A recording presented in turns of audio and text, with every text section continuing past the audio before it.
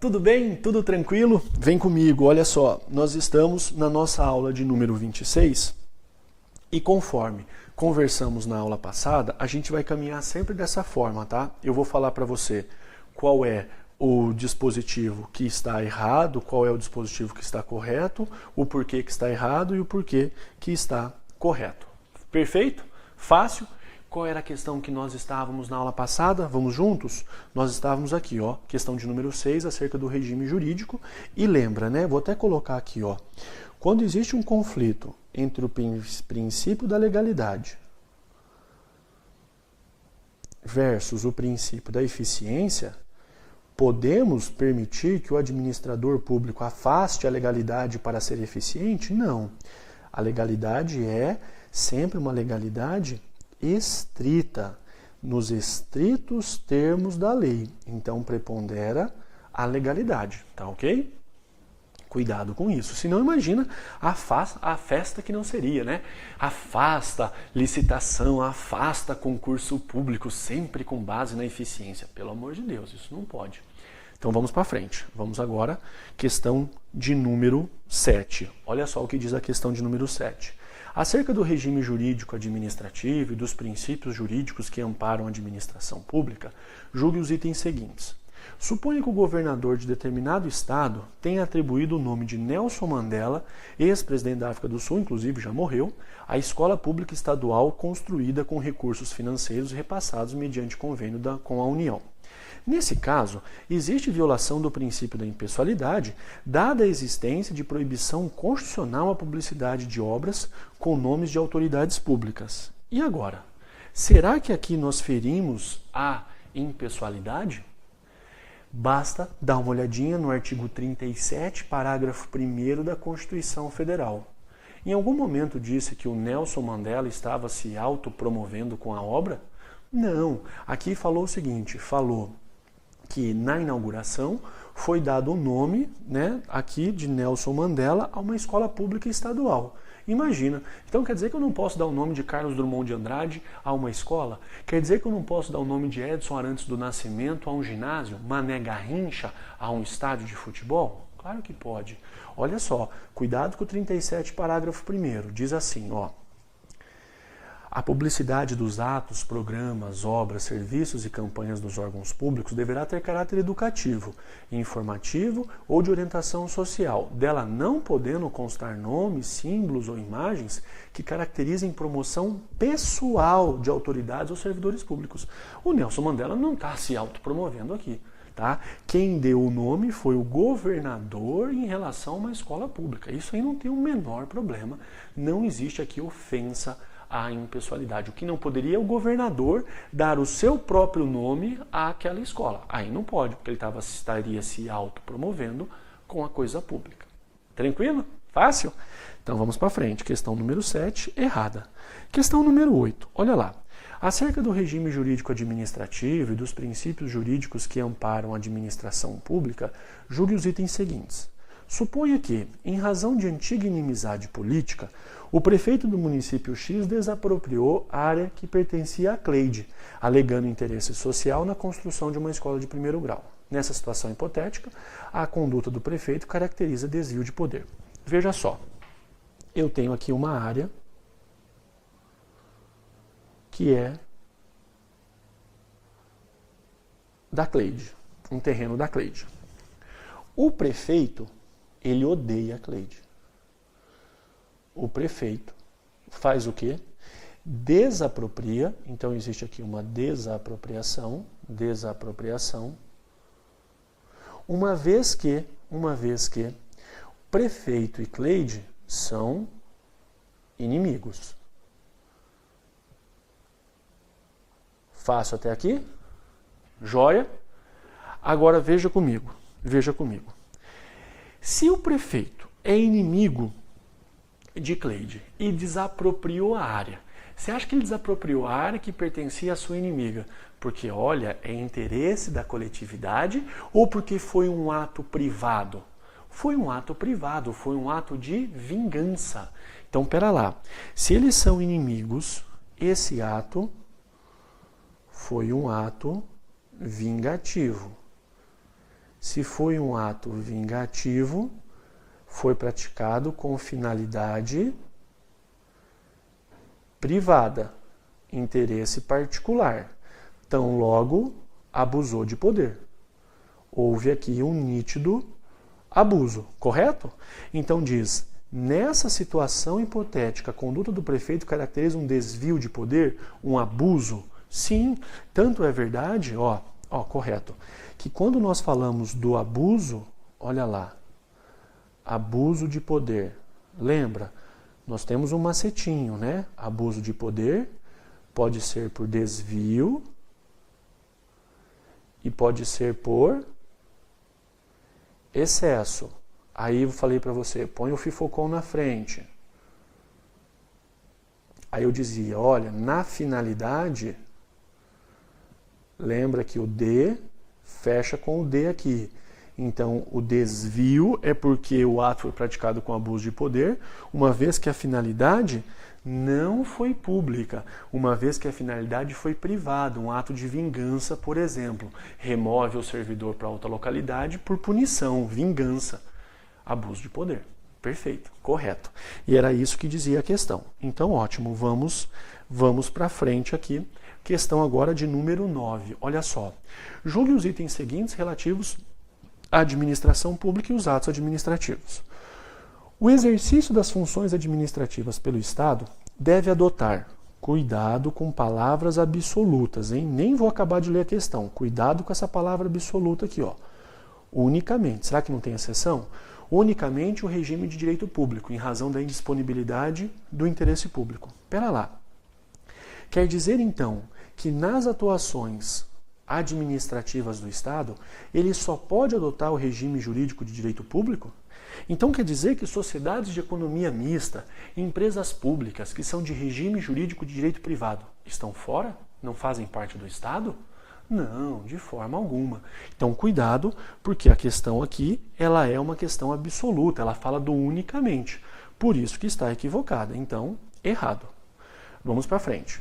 Vamos agora trabalhar com aquilo que diz respeito à licitação e praticamente o controle da administração pública, né? Então aqui é a ideia da licitação, mas dentro do controle da administração pública. Os princípios da administração pública expressamente dispostos na Constituição Federal, então quais são? Aqui eu falo do LIMP. Não se aplicam às sociedades de economia mista e às empresas públicas em razão da natureza eminentemente empresarial. O LIMP se aplica à administração pública direta, à administração pública indireta, de quem? Da União, Estados, DF e municípios. Concorda? Nada mais é do que o artigo 37 da Constituição Federal. Então eu lhe pergunto, aplica a todo mundo? Aplica a todo o Estado, quer seja para pessoas jurídicas de direito público, quer seja para pessoa jurídica de direito privado. Então cuidado, porque a alternativa errada, né? Equivocada. Claro que aplica. Vamos para frente. No que se refere ao conceito, à organização e aos princípios da administração pública, julga aqui a questão, vamos juntos. Se uma pessoa toma posse em cargo público em razão da aprovação em concurso, então vamos colocar aqui, ó, foi aprovado no concurso público e tomou posse, né? Foi nomeado e tomou posse. Ótimo. E por ser filiado a um partido político, sofrer perseguição pessoal por parte de seu superior hierárquico, poderá representar contra seu chefe por ofensa direta ao princípio da impessoalidade. Olha que nós temos aqui diversos desdobramentos. Primeiro, o servidor público pode se associar a um partido político? Claro que pode. Claro, não tem problema nenhum. Tanto pode que o servidor, no artigo 38 da Constituição Federal, ele pode se candidatar para mandato federal, mandato distrital, mandato estadual e municipal. Como é que você vai se candidatar se você não está afiliado a um partido? No Brasil, você não pode se candidatar por si só. Você tem que estar afiliado a um partido. Então, é evidente que o servidor pode estar filiado. Perfeito. Agora eu lhe pergunto, Nesse caso aqui, ele está sofrendo uma perseguição pela sua ideologia política, pela sua ideologia partidária. Aí veja, qual é a ideia da representação? Nós estudamos representação lá na Lei 8.112 de 90. Vamos lembrar? A representação serve para quê? A representação é o ato cabível contra ilegalidade, contra omissão e contra abuso de poder. E aí diz, poderá representar então, olha lá, poderá representar, mas tá difícil, hein? Agora, isso, agora vai. Poderá então representar contra seu chefe por ofensa direta ao princípio da impessoalidade. Sim, porque ele está sendo perseguido pelo chefe, uma vez que o chefe está ali na perseguição por razão política. Claro, fere a impessoalidade. Ele está dando um tratamento pessoal e não pode isso na administração pública, lembra? Então a questão, olha lá, questão correta. Questão aqui correta. Pronto. Vamos para frente. Então já trabalhamos com essa aqui. Próxima. Diz assim: acerca da administração pública e seus agentes, julgue os próximos itens. Vamos lá. O que nós temos aqui? Isso.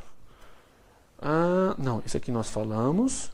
Isso, agora. Acerca da administração pública e seus agentes, julgue os próximos itens. Os princípios explícitos da administração pública previstos na Constituição Federal não se aplicam às empresas estatais, em razão da natureza de atividade. Falso, já falamos, errado. 14. A respeito dos princípios, poderes e competências da administração pública, assinale a opção correta. Veja que é uma questão bem abrangente. Olha lá. Em razão do princípio da publicidade que rege a administração pública, todos têm direito de obter dos órgãos públicos, desde que mediante... olha o problema aqui. Desde que, mediante pagamento de taxa, certidões para a defesa do esclarecimento de situações de interesse pessoal, tem que pagar a taxa? Não. Como o poder de polícia da administração se funda num poder de império do Estado, o seu exercício não é passível de delegação a particulares. Regra que, todavia, não se estende às denominadas atividades de apoio, para as quais é admitida a delegação. Olha que interessante. Veja comigo. O poder de polícia, ele é uma restrição, concorda? Se o poder de polícia é uma restrição, posso permitir que um particular restrinja o outro particular? Não, jamais. Então, qual que é a regra? O poder de polícia, ele é indelegável. Fácil. Mas ele é indelegável naquilo que diz respeito às atividades propriamente de polícia. As atividades em que há uma manifestação real, evidente do poder de polícia. Então, um particular não pode aplicar multa no outro. Agora, e os atos preparatórios? Exemplo de ato preparatório. A minha empresa instala os radares fotográficos na avenida e o município vai administrar, o município vai aplicar a multa, o município vai cobrar a multa. Mas quem fez a instalação do radar foi a minha empresa, porque eu domino a tecnologia. Ou então, precisávamos lá implodir um prédio público, a minha empresa foi contratada e eu dinamitei todo o prédio e implodi. Pode o particular praticar atos menores, atos preparatórios, atos materiais do poder de polícia? Pode. O que o particular não pode é praticar ato de poder de polícia em si. Isso ele não pode fazer. Mas ato preparatório, ato menor do poder de polícia, isso o particular pode fazer com toda certeza. E o que a questão diz? Olha lá. Como o poder de polícia da administração se funda num poder de império do Estado, o seu exercício não é passível de delegação a particulares. Até aí, ok.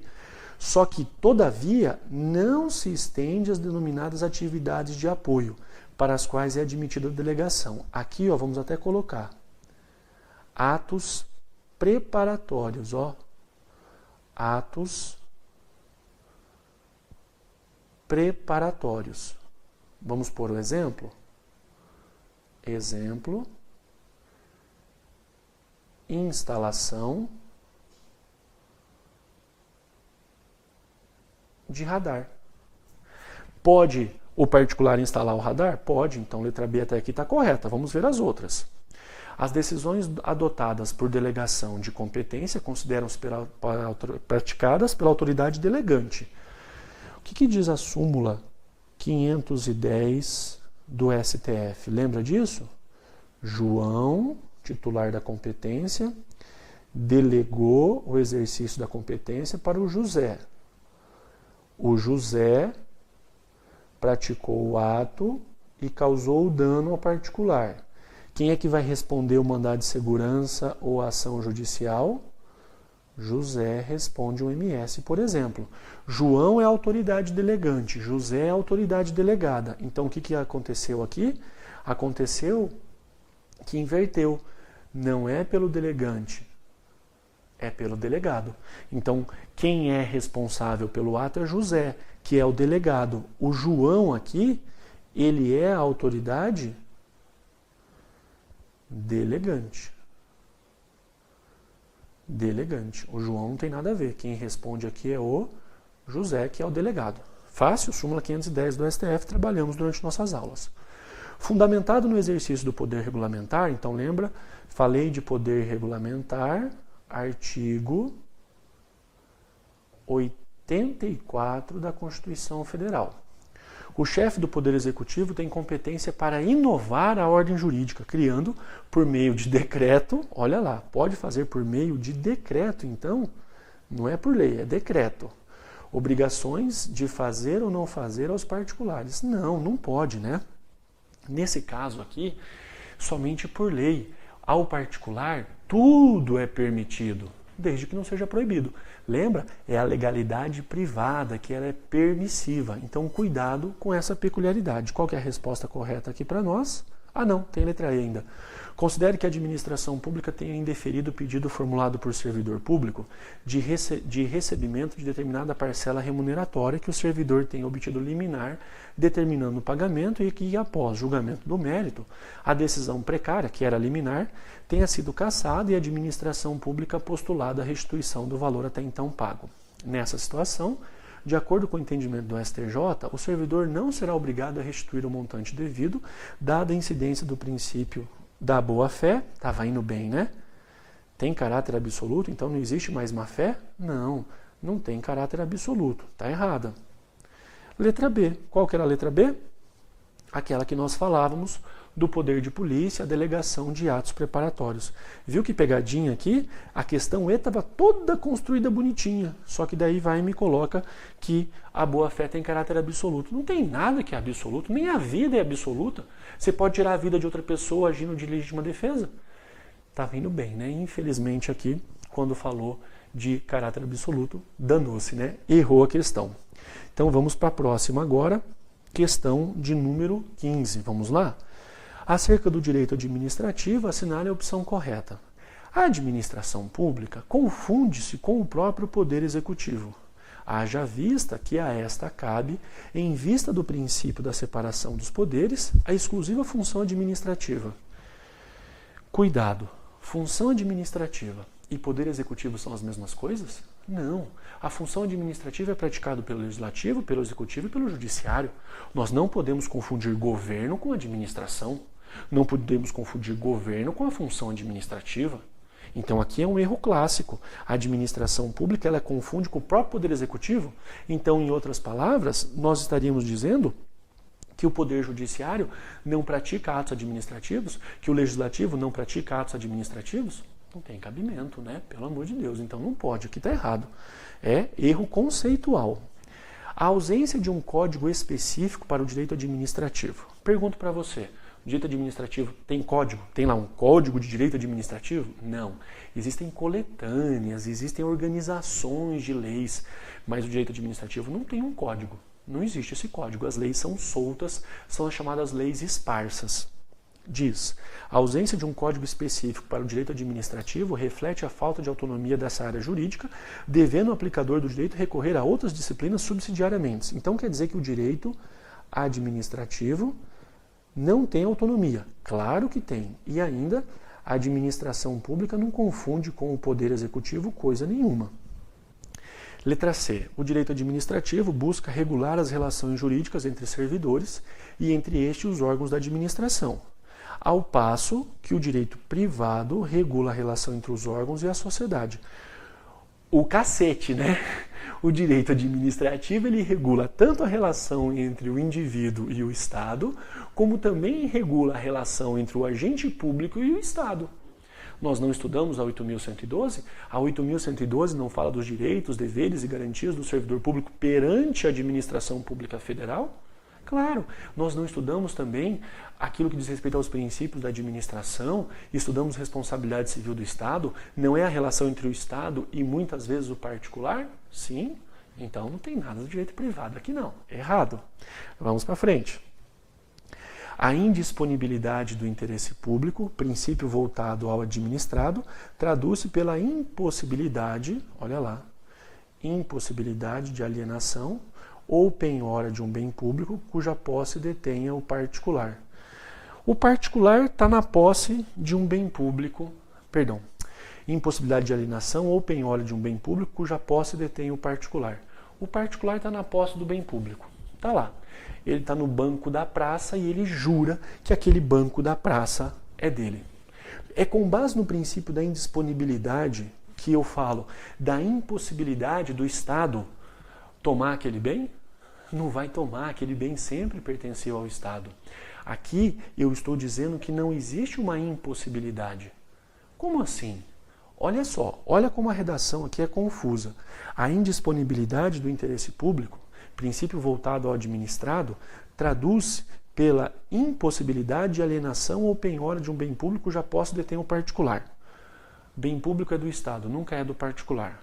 E outra coisa, a indisponibilidade é um princípio voltado ao administrado? Não, é um princípio voltado ao administrador, porque o interesse público ele é indisponível, tá bom? Viu só que questão ruim, né? Uma redação truncada? Pegadinha, toma cuidado. Em sentido subjetivo, a administração pública confunde com os próprios sujeitos que integram a estrutura administrativa do Estado. É isso mesmo. A administração pública, administração pública subjetiva, né, um conceito, ela se confunde com o quê? Com os próprios, macetinho, sujeitos, o S aqui, que integram a estrutura administrativa do Estado. Perfeito. Letra E, correta. Olha lá, letra E correta. Vamos para frente. Com referência aos princípios do direito administrativo e aos poderes da administração, julgue. As restrições impostas à atividade administrativa, que decorrem do fato de ser a administração pública mera gestora de bens e de interesses públicos, derivam do princípio da indisponibilidade do interesse público, que é um dos pilares do regime jurídico administrativo. Em outras palavras, está dizendo para você que o direito administrativo, esse regime jurídico, um dos pilares é a indisponibilidade, em que eu digo ao administrador que ele não é dono de coisa nenhuma. A coisa pública é do povo, não é do administrador. Ele está ali para gerenciar a coisa pública. Ele está ali para buscar o bem da coletividade, o bem público. Verdadeiro? Verdadeiríssimo, claro. Olha lá, diz que a administração pública é mera gestora de bens e interesses públicos. Perfeito, corretíssimo. Só para que você visualize melhor, de um lado eu tenho um pilar que é a supremacia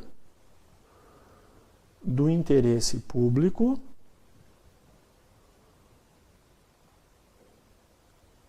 sobre o particular. Do outro lado, eu tenho outro pilar que é a indisponibilidade